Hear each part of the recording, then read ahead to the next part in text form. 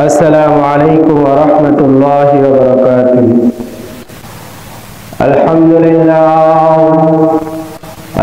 لله نحمده ونستعينه ونستغفره ونعوذ بالله من شرور أنفسنا من يهد الله فلا مضل له ومن يضلل فلا هادي له وأشهد أن لا إله إلا الله وحده لا شريك له وأشهد أن سيدنا ومولانا محمدا عبده ورسوله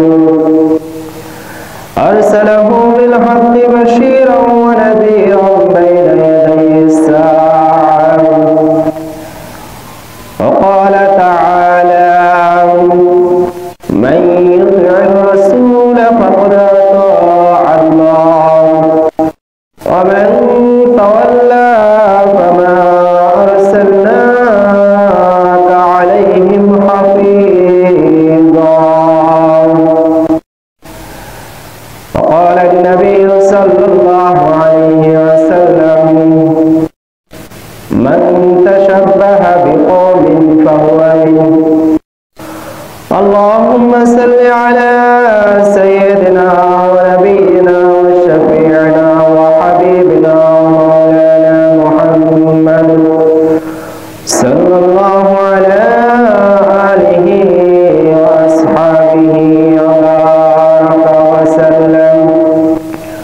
بلغ العلا بكماله كشف الدجى بجماله حسنت جميع خصاله صلوا عليه وآله سلموا يا قوم بارك صلوا على سيد الأمين مصطفى ماذا إلا رحمة للعالمين. الحمد لله মহান রব্বুল আলামিনের নিকট অসংখ্য অগণিত শুকর। রব্বুল আলামিন আমাদেরকে সালাতুল জুমআ বারেন জুমআর সালাত আদায় করার উদ্দেশ্যে মসজিদে গমন করার তৌফিক দান করেছেন। এই জন্য আমরা অন্তরস্থল থেকে আল্লাহ তাআলার শুকর আদায় করে সকলে করি আলহামদুলিল্লাহ। আল্লাহ তাআলা হচ্ছেন রব্বুল আলামিন আর রাসূল সাল্লাল্লাহু আলাইহি ওয়াসাল্লামকে উদ্দেশ্য করে আল্লাহ তাআলা ইরশাদ করেন বিসমিল্লাহির রহমানির রহিম ওয়া মা আরসালনাকা ইল্লা রাহমাতাল লিল আলামিন। আল্লাহ হচ্ছেন রব্বুল আলামিন আর রাসূল হচ্ছেন রাহমাতুল লিল আলামিন।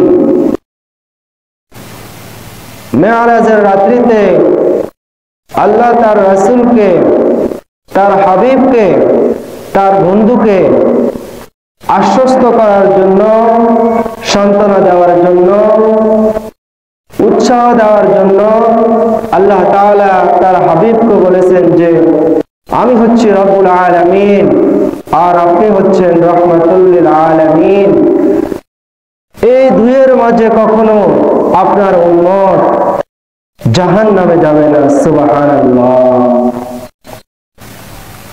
আজকে যারা আমরা আগে আগে মসজিদে আসতে পেরেছি তাদের জন্য বিরাট সওয়াব এবং আল্লাহ তাআলা এই বান্দাদেরকে দেখে খুশি হয়ে গিয়েছেন। যারা আগে আগে মসজিদে আসতে পেরেছি তাদের জন্য রাসূল আকরাম সাল্লাল্লাহু আলাইহি ওয়াসাল্লাম ইরশাদ করেন একটি উট কুরবানি করার সওয়াব তাদের আমলনামায় দেওয়া হবে। সুবহানাল্লাহ। যারা এরকম ক্রমান্বয়ে আসতে থাকবে তাদের একটু একটু করে আমল সওয়াব কমতে থাকবে। একদম পরিশেষে যে আসবে তার আমলনামার মধ্যে একটি ডিম কুরবানির সওয়াব প্রদান করা হবে। ভাই, আজকে হচ্ছে আমাদের জন্য, গরিবের জন্য একটি হজের দিন বা একটি গুরুত্বপূর্ণ দিন। এই গুরুত্বপূর্ণ দিনে দুনিয়াবি যত জায়জামিলা আছে, যত কাজকর্ম আছে, সব কিছু ত্যাগ করে আগে আগে যদি আমি মসজিদে আসতে পারি, তাহলে আল্লাহ তাআলা আমার উপর খুশি হয়ে যাবেন। সুবহানাল্লাহ। আল্লাহ তাআলা আমাদেরকে দীর্ঘ হায়াত দিয়েছেন। এই হায়াত আমি আমার কোন কাজে ব্যয় করেছি, এই হায়াতের জিন্দেগি আমার কিভাবে অতিবাহিত হইতেছে, এগুলা আমাকে অবশ্যই জিজ্ঞেস করা হবে। আল্লাহ তাআলার যে নির্দেশ, এগুলো হচ্ছে ফরজ, করতেই হবে। আপনি না করে মাপ দেয়। আর রাসূলের দেখার উপর, এই রাসূলের দেখার উপর আপনাকে অবশ্যই লালন পালন করতে হবে। রাসূল সাল্লাল্লাহু আলাইহি ওয়াসাল্লাম যে কাজগুলি করেছেন এবং করার নির্দেশ দিয়েছেন এবং অনুমোদন দিয়েছেন, ওই কাজগুলোকে বলা হয় সুন্নাত। আজকে আমাদের জুমার আলোচনা হচ্ছে রাসূলের কিছু সুন্নাত সম্পর্কিত আলোচনা, এবং সামনে আমাদের নতুন বছর আসতেছে 2025 সাল। এই 2025 সালে আমরা কি করব? নতুন একটি সংস্কৃতির সাথে আমরা পরিচিত হব। এই নতুন সংস্কৃতি কোনো মুসলমানের নয়, এই সম্পর্কিত এই জুমায় আলোচনা করা হবে। ইয়া রাব লাকাল হামদ, লাকাল হামদু বিল ঈমান, লাকাল হামদু বিল ইসলাম। আল্লাহ তাআলা আমাদেরকে বলনেওয়ালা এবং শুননেওয়ালা সবাইকে আমলের নিয়তে শোনার তৌফিক দান করুক। সকলে বলি আমিন। সুন্নত শব্দের অর্থ হচ্ছে পথ, রাস্তা, পদ্ধতি, নিয়ম, নীতি।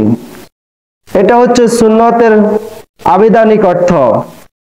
আর পারিভাষিক অর্থ হচ্ছে রাসূল সাল্লাল্লাহু আলাইহি ওয়াসাল্লাম যে কাজ নিজে করেছেন এবং উম্মতদেরকে করার নির্দেশ দিয়েছেন এবং কিছু কাজ অনুমোদন দিয়ে গিয়েছেন, এই কাজগুলি যদি মুসলমানরা, মুমিন বান্দারা যত্ন সহকারে লালন পালন করে, তাহলে এই কাজগুলিকে বলা হয় সুন্নত।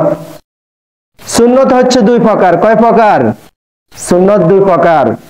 এক নম্বর হচ্ছে সুন্নতে মুআক্কাদা, দুই নম্বর হচ্ছে সুন্নতে জায়েদা।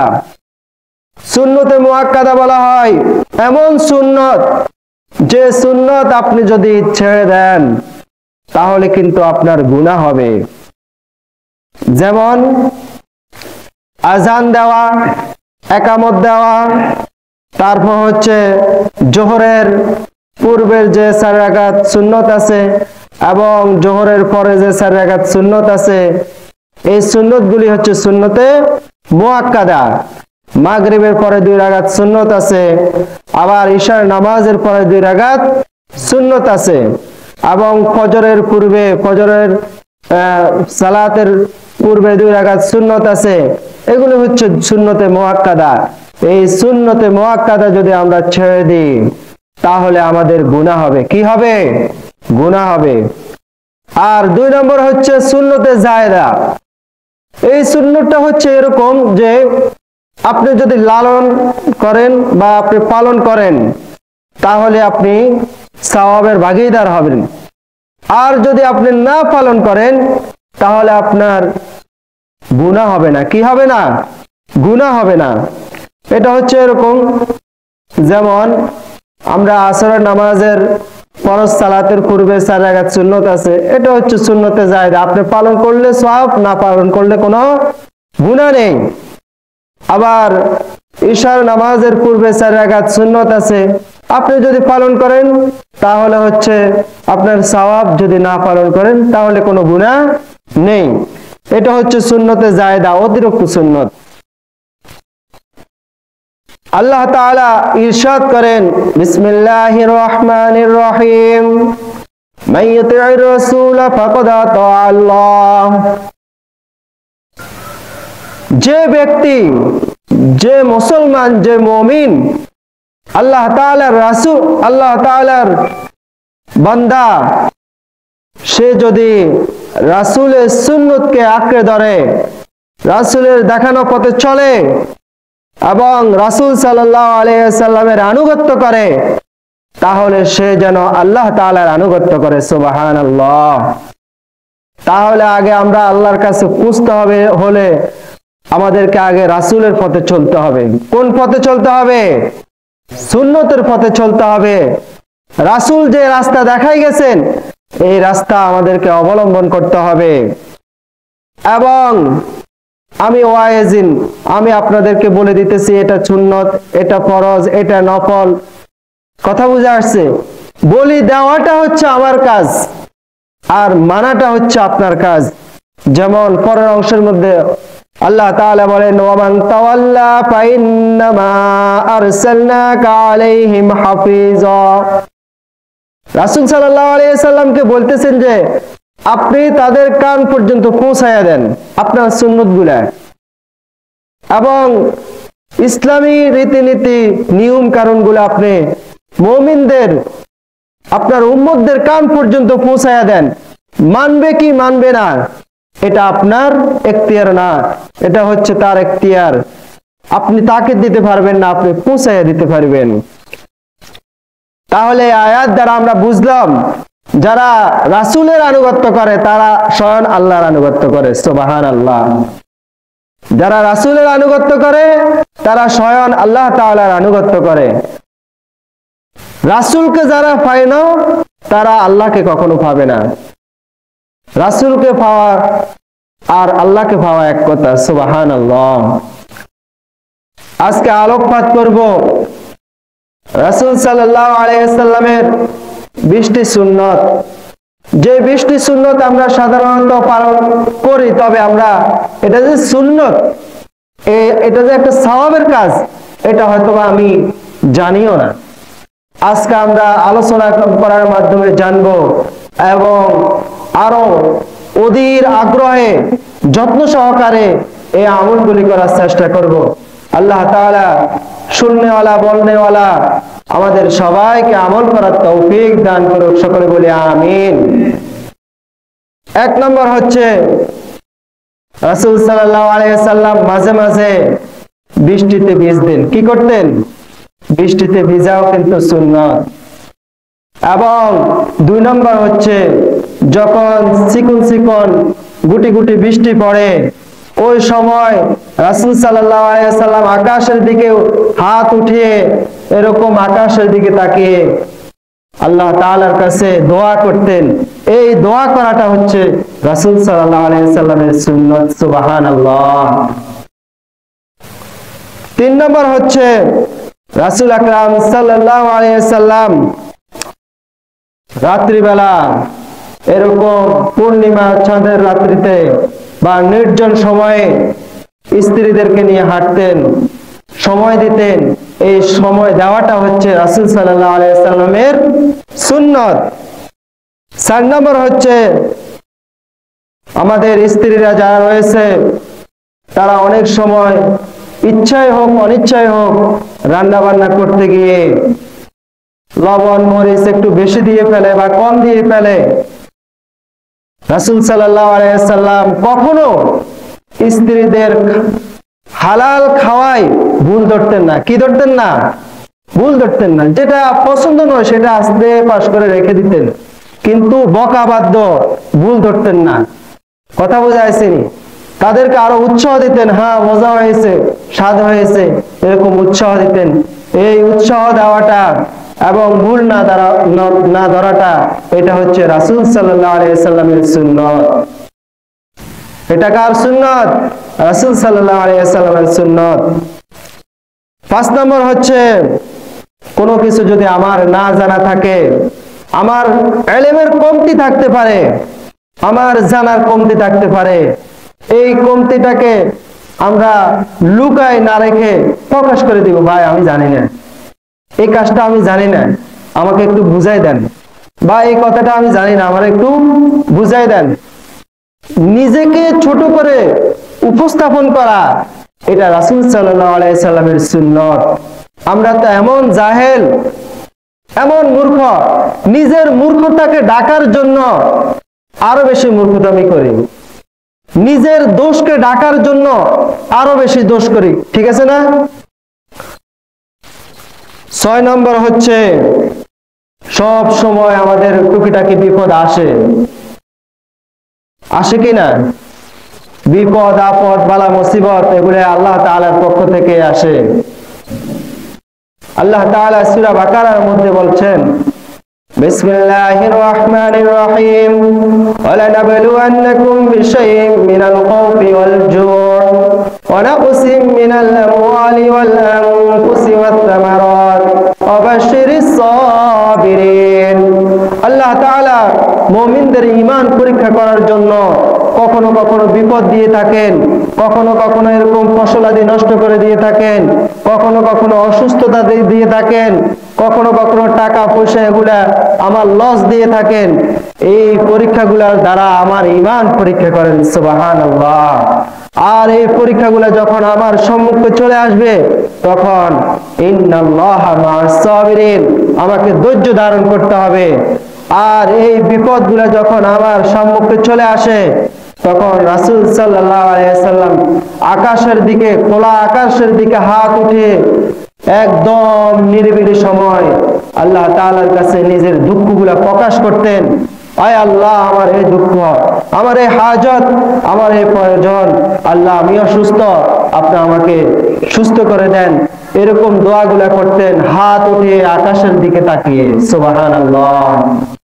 এই হাত উঠিয়ে আল্লাহ তাআলার কাছে আকাশের দিকে তাকিয়ে দোয়া করাটা হচ্ছে সুন্নাত।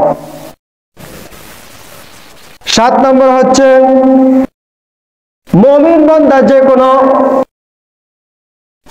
অনাকাঙ্ক্ষিত বা কাঙ্ক্ষিত অনেক কিছু ফল পেয়ে যায়, যেটা পাওয়ার দ্বারা সে খুব খুশি হয়ে যায়। যখন মানুষ অতিরিক্ত খুশি হয়ে যায় তখন সে যেন সিজদা করে ফেলে, সুবহানাল্লাহ। এই কারণে আমরা অনেক সময় দেখি যারা খেলোয়াড় আছে তারা এরকম 100 করার পরে সিজদা দিয়ে ফেলে, বা এরকম কিছু অর্জন করতে পারলে পাশের সাথে সাথে কি করে ফেলে? সিজদা দিয়ে ফেলা। এই সিজদা দেওয়াটা হচ্ছে সুন্নাত। এই সিজদা দেওয়াটা হচ্ছে কি? সুন্নাত। তারপর হচ্ছে 8 নম্বর হচ্ছে আমরা গরম গরম খাবার আমাদের সামনে যখন আসে তখন এই ধোঁয়া ওঠা যে খাবার বা অতিরিক্ত যে গরম খাবার, এই গরম খাবার রাসূল কখনো খেতেন না। রাসূল কখনো কি করতেন না? খেতেন না। গরম খাবার যখন ঠান্ডা হইতো তখন খাইতেন। এখন আমরা বলতেছি যে গরম খাইলে কি হচ্ছে, মুখ যদি না পড়া যায় তাহলে তো সাজছে। আসলে ব্যাপারটা কিন্তু ডাক্তারি ভাষায়ও কিন্তু গরম খাওয়াটা নিষেধ করে দিয়েছেন। যারা আমাদের মা বোনরা রয়েছে তারা বলতে পারবে যে যখন বাচ্চা বুকের দুধ খায় তখন মা যদি গরম খাবার খায়, গরম চা খায়, তখন বাচ্চা কিন্তু পায়খানা ফেনা ফেনা হয়। এটা মা বোনরা বলতে পারবে। তাহলে বোঝা গেল যে অতিরিক্ত গরম খাবার রাসূল খেতেন না, না খাওয়া হচ্ছে রাসূলের সুন্নাত, সুবহানাল্লাহ। রাসূল যে কাজগুলোই করেছেন এগুলো হচ্ছে আমাদের জন্য উপকারী, এগুলো আমাদের জন্য কি? উপকারী। 9 নম্বর হচ্ছে রাসূল সাল্লাল্লাহু আলাইহি সাল্লাম করজে হাসানা দিতেন। করজে হাসানা মানে হচ্ছে করজ দিতেন, ধার দিতেন। কি দিতেন? এই ধার দেওয়াটা কিন্তু সুন্নাত। এই ধার দেওয়াটা হচ্ছে সুদ মুক্ত, কোনো সুদ নিতে পারবে না। আপনি আপনার অপর ভাই বিপদে পড়ছে, 1000 টাকা হাওলাত দিয়েছেন, এখন 8 দিন 10 দিন বা 1 মাস রেখে আবার দিয়ে দিছেন। যতদিন আপনি হাওলার টাকা আপনার অপর ভাই রেখেছেন ততদিন পর্যন্ত আপনার আমল নামায় সাদগার সওয়াব দান করা হবে। সুবহানাল্লাহ। আপনার আমল নামায় কি লেখা হবে? সাদগার সওয়াব। আপনি 1000 টাকা সাদগা মানে হাওলাত দিছেন, তো ওই হাওলাত প্রতিদিন 1000 টাকা দিলে যতটুকু আপনার আমল হইতো অতটুকু আমলের সওয়াব আপনার আমল নামায় কি হবে? লেখা হবে। এটাকে বলা হয় করজে হাসানা। এখন আমাদের সমাজে তার উল্টে করজে হাসানা বিলুপ্ত। যদি কোনো রকম যদি আমরা একজনের কিছু টাকা হাওলাত নিতে পারি, তারে যে এক সালাম দিই আর তার সাথে দেখা নাই। এবার ওই বেচারা হাওলাত দিয়ে এমন বিপদে পড়ছে, তার পিছনে হাঁটতে হাঁটতে অবস্থা খারাপ। কথা বুঝে আসছে নি? এই করজে হাসানা আমাদের থেকে বিলুপ্ত হওয়ার কারণে আমাদের মাঝে এখন সুদের প্রচলনটা বেশি বেড়ে গেছে। সুদের প্রচলনটা কি হয়ে গেছে? বেড়ে গেছে। আল্লাহ তাআলা ব্যবসাকে করেছেন হালাল আর সুদকে করেছেন হারাম। আহাল্লাল্লাহুল বাইআ ওয়া হাররামার রিবা। আল্লাহ তাআলা যেটাকে সহজ করে দিয়েছেন সেটাকে আমরা করে ফেলেছি কঠিন, আর যেটাকে কঠিন করে দিয়েছেন সেটাকে এখন আমরা সহজ করে দিছি। এই করজে হাসানা দেওয়াটা হচ্ছে রাসূল সাল্লাল্লাহু আলাইহি ওয়াসাল্লামের সুন্নাত। 10 নম্বর হচ্ছে নফল ও সুন্নত নামাজগুলা রাসূল সাল্লাল্লাহু আলাইহি ওয়াসাল্লাম ঘরে পড়তেন। কোথায় পড়তেন? ঘরে। নফল নামাজ, সুন্নত নামাজ এগুলা ঘরে পড়ে আসতেন। এখন আমরা অনেকে মসজিদে পড়ি। ঘরে পড়াতে দুইটা ফায়দা। একটা হচ্ছে আমি রাসূলের সুন্নতটা পালন করলাম, আর 2 নম্বর হচ্ছে আমার ঘরে স্ত্রী আছে, সন্তানরা আছে, বোনেরা আছে, ভাইরা আছে, তারা আমার নামাজ পড়া দেখে তারাও উদ্বুদ্ধ হয়ে নামাজ পড়া শুরু করবে। তাহলে 2টা ফায়দা। কয়টা ফায়দা? 2টা ফায়দা। এখনো সৌদিতে যারা আছে বা আরব কান্ট্রিতে যারা আছে তারা দেখবেন সৌদির লোকেরা শুধু মসজিদে আসে, ফরজ নামাজগুলা পড়ে, সুন্নত পড়ে না, বাড়ির যায় পড়ে। যদি না পড়ে সেটা হচ্ছে তার ব্যক্তিগত, কিন্তু বেশিরভাগ বাড়িতেই পড়ে। 11 নম্বর হচ্ছে আমরা সফরে যাই। কোথায় যাই? দূরে সফরে যাই, ঢাকা যায়, চিটাগাং যায়, বিভিন্ন জায়গায় যায় না নি? জীবিকার তাগিদে হোক, যেভাবে হোক যায়। রাসূল সাল্লাল্লাহু আলাইহি সাল্লাম কোন ব্যবসার কাজে বা কোনো কাজে যদি দূরে যাইতেন, মসজিদে আসতেন, আসার পরে এরকম সুন্দর করে ওযু বানাইয়া 2 রাকাত, এটাকে নফল নামাজ বলে, 2 রাকাত নফল নামাজ আদায় করতেন। করে আল্লাহর কাছে ছোট্ট একটা মুনাজাত দিয়ে বলতেন, আল্লাহ আমি ঢাকা যাইতেছি, আল্লাহ আমি চিটাগাং যাইতেছি, আমি নোয়াখালী যাইতেছি, আমি যেন সুন্দর করে যাইতে পারি, আবার সুন্দরভাবে যেন আসতে পারি। আল্লাহ আপনি সকল বালা মুসিবত থেকে আমাকে রক্ষা করে নিয়েন। এরকম ছোট্ট একটা দোয়া করে রওনা দিতেন। আচ্ছা, রাস্তাঘাটে কি আমাদের বিপদ হয় না নি? হয়। এই যখন আমি নামাজ পড়ে আল্লাহর কাছে দোয়া করে যখন রওনা দিব, ওই সময় রহমতের ফেরেশতারা আমাকে বিভিন্ন বালা মুসিবত থেকে এরকম টেকআপ দিয়ে তারা আমাকে সুন্দর করে জায়গা মতো পৌঁছাইয়া দিবেন। সুবহানাল্লাহ। দোয়া করা আমার কাজ, আর সেভ করা কার কাজ? আল্লাহর কাজ। দোয়া করা আমার কাজ, আমি শুধু দোয়া করব, আর যত কাজ আছে সবকিছু হচ্ছে আল্লাহর কাজ। এই সফরে যাওয়ার পথে 2 রাকাত সুন্নত নামাজ পড়া, নফল নামাজ পড়া, এটা হচ্ছে রাসূলের সুন্নত। 12 নম্বর হচ্ছে যখন আমরা পায়জামা পরি বা জুতা পরি, তখন কিন্তু সুজুতা বেশি, মানে যেগুলো স্যান্ডেল এগুলোতে আমরা দাঁড়ায় পরা যায়, যেগুলো সুজুতা এগুলো কিন্তু বসে পড়া সুন্নত। পায়জামা আপনি এরকম একটা চেয়ারে বসে পায়জামা পরেন, দাঁড়ায় পড়বেন না।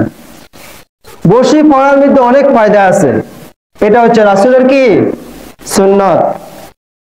13 নম্বর হচ্ছে আমার পেট এখন মোটামুটি ভরা আছে, আমি বড় পেটে এখন আরো একটু সুস্বাদু খাবার দেখছি, খাওয়া শুরু করে দিছি। বড় পেটে খাওয়াটা কিন্তু একদম ডাক্তারি ভাষায় কিন্তু নিষেধ। যখন আমরা ব্যালান্ডার দিয়ে বুঝাই, ব্যালান্ডার মোটামুটি মুখামুখি পুরাই না, আমি যদি আরো ঘুরাই তখন কি চাকা এটা ঘুরবো না, কয়েল চলে যাবে। ঠিক মানুষের পেটটা মোটামুটি যখন ভরা থাকে, আরো যদি খায় তখন মানুষের বদহজম হয়, বিভিন্ন রোগ দেখা দেয়। আর ভরা পেটে না খাওয়া, এটা হচ্ছে রাসূলের সুন্নত। আমি আগেই বলছি, রাসূলের সুন্নত গুলা আমাদের জন্য উপকারী, আমাদের জন্য প্রয়োজন। এই কারণে রাসূল নিজে করছেন এবং উম্মতদেরকে করার নির্দেশ দিয়ে গিয়েছেন। আমরা এই কাজগুলো করি, প্রতিনিয়তই করি, কিন্তু এটা যে রাসূলের সুন্নত আমরা জানি না। আজকে জানার পরে আমরা ইনশাআল্লাহ সবাই মানব। সকলে বলেন ইনশাআল্লাহ আমরা সবাই মানব। তারপর হচ্ছে 14 নম্বরে, ফজরের নামাজের পরে আমরা যখন ফজরের নামাজ পড়ি তখন ওই স্থানে বসে থেকে তাসবিহ তাহলিল দোয়া জিকির আজকার করে যখন সূর্য উঠবে তখন 2 রাকাত ইশরাকের নামাজ পড়ে যখন আমি আল্লাহ তাআলার কাছে মুনাজাত দিয়ে বের হব। এক হাদিস শরীফে আছে, যখন বান্দা ওই অবস্থায় বের হয় আল্লাহ তাআলা তার সকল সগীরা গুনাহগুলো মাফ করে দেন। সুবহানাল্লাহ। এবং শুধু কবিরা গুনাহ যদি তার আমলনামায় যদি না থাকে তাহলে তাকে নিষ্পাপ করে দেয়। তাহলে কি করে দেয়? নিষ্পাপ করে দেয়। এবং সে যখন বাইর হইতে থাকে তখন এরকম পশু পাখি গাছগাছালি সবাই তাকে দেখে খুশি হয়ে যায়। কথা বুঝে আসছে? আর কুকুরও পর্যন্ত এরকম আল্লাহর কাছে ফরিয়াদ করে, আল্লাহ যারা ফজরের নামাজ পড়ে নাই সকালবেলা তাদের মুখটা আমাকে দেখায়েন না। নিকৃষ্ট কুকুর যদি এরকম আল্লাহর কাছে ফরিয়াদ করতে পারে, তাহলে আমরা তো আশরাফুল মাখলুকাত। ভাই, আমি যখন ফজরের নামাজ পড়ে ইশরাকের নামাজ পড়ে যখন বাইর হব, 18,000 মাখলুকাত আমাকে দোয়া করবে। কি করবে ভাই? দোয়া করবে। এই 2 রাকাত ইশরাকের নামাজ পড়াটা হচ্ছে রাসূলের সুন্নত। তারপর হচ্ছে 15 নম্বরে, দ্বীনের কাজ সহজ করার জন্য, দ্বীনের দাওয়াত দেওয়ার জন্য। এই দাওয়াত দেওয়াটা হচ্ছে রাসূলদের কাজ। কাদের কাজ? নবী রাসূলদের কাজ। আপনি বাড়ি থেকে আসতেছেন, আসার সময় ফজরের নামাজে এই ভাই উঠেন, ওই মানে ওদেরকে উঠান, নাম ধরে ধরে ডাকি, উঠে 2 জনকে উঠান না, অসুবিধা কি? একদিন একজনকে উঠান না। এই দাওয়াতি কাজটা যদি আপনি চালু রাখতে পারেন তাহলে ওই ব্যক্তি নামাজ পড়ে যতটুকু সওয়াব পাইব ততটুকু সওয়াব আপনার আমলনামায় লেখা হবে। সুবহানাল্লাহ। এই দাওয়াতি কাজ করার জন্য আপনি অনেক সময় বিদেশে যাইতে হবে, নতুন মানুষদের সাথে পরিচিত হইতে হবে। এই পরিচিত মানুষদের সাথে নতুন ভাষা একটা শিখার জন্য এই শিখাটা হচ্ছে রাসূলের কি? সুন্নত। 16 নম্বর হচ্ছে বাড়িতে ওযু করে রুমাল দিয়ে হাত পা মুছে মসজিদে আসা। আমি বাড়িতেই ওযু বানাই, বানানোর পরে রুমাল দিয়ে সুন্দর করে আমি হাত পা মুছে আমি মসজিদে গমন করব। হাদিস শরীফে আছে, কোন ব্যক্তি যদি এরকম নামাজের প্রস্তুতি নিয়ে ঘর থেকে বের হয়, প্রতি কদমে কদমে নামাজের সওয়াব তার আমলনামায় লেখা হয়। সুবহানাল্লাহ। প্রতি কদমে কদমে।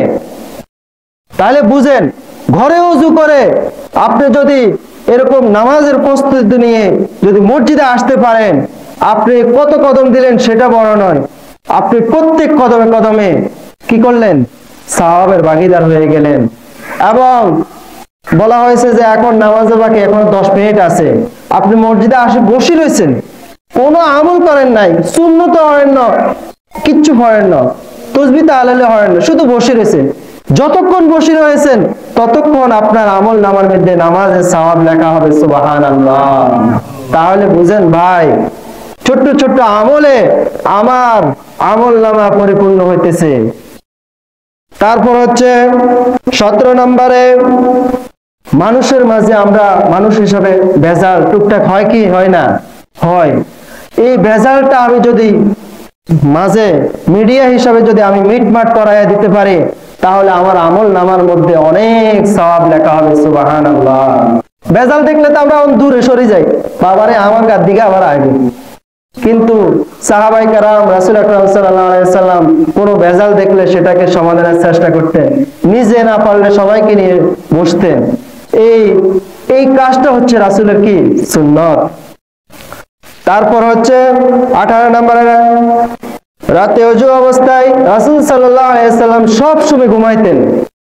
রাতে ওযু অবস্থায়, রাত্রে যখন আপনি শুইবেন তখন শোয়ার পূর্বে যদি কোনো ব্যক্তি যদি ওযু করে ঘুমায়, ওই ব্যক্তি যদি ওই রাত্রি মারা যায়, ঘুমে মারা যায়, রাসূল আকরাম সাল্লাল্লাহু আলাইহি ওয়াসাল্লাম বলেছেন বিনা হিসাবে তাকে জান্নাতে প্রবেশ করানো হবে। সুবহানাল্লাহ।